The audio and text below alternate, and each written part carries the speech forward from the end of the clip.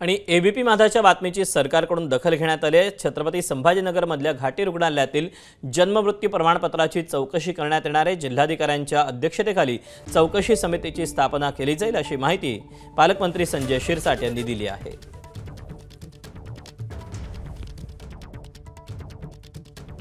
आपल्यासोबत पालकमंत्री हे अत्यंत गंभीर आहे की 7,000 प्रमाणपत्र 3 वर्षात दिली जातात आणि ती चुकीची आहेत म्हणून पोलिसांना सांगितलं जातं की ती आता शोधून आणून द्या म्हणून। 7,000 आकडा हा मुळामध्ये इतका मोठा आहे, हे एका महिन्याचं किंवा एका दिवसाचं काम नसावं।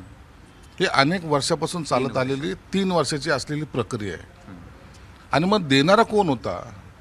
चुकीचं एखादं 2 प्रमाणपत्र जाऊ शकतं, नो डाऊट, पण 7,000 हा आकडाच एवढा गंभीर आहे। आणि याला जे जबाबदार आहेत, आपल्याला जर एखादा सर्टिफिकेट काढायचं असेल, जर काल टायमाच्या नंतर काढायचं असेल, SDM-कडे जावं लागतं, आपल्याला कोर्टात जावं लागतं, त्याच्यात सगळं प्रोसेस करावं लागते। आणि सर्व न करता जर 7,000 सर्टिफिकेट दिले असेल ते अत्यंत चुकीचे आहे।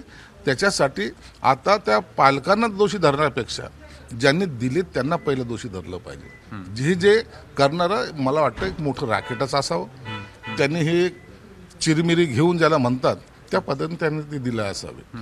याची सगळ्याची चौकशी केली पाहिजे, निश्चित चौकशी झाली पाहिजे।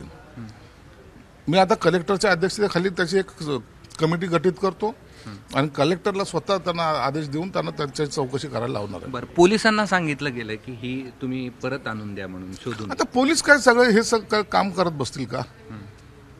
आता ज्याला तुम्हाला सर्टिफिकेट दिले, तुम्ही आता इथून राहून इथे राहायला होते, आज कुठं असताल काही माहीत नाही। एक यंत्रणा, एवढी मोठी यंत्रणा त्याच्यासाठी कार्यान्वित करायची का? म्हणून कलेक्टरच्या माध्यमातून याची पहिली चौकशी केली जाईल, नंतरच त्याच्यावर सर्व कारवाई केली जाईल। ठीक आहे, धन्यवाद। हे होते पालकमंत्री आणि त्यांनी स्पष्ट केलं की कलेक्टरच्या अध्यक्षतेखाली एक समिती नेऊन या सगळ्या प्रकरणाची चौकशी केली जाईल। कॅमेरामन धनंजय दारुंटेसह मी कृष्णा केंडे, एबीपी माझा, छत्रपती संभाजीनगर। एबीपी माझा, उघडा डोळे बघा नीट।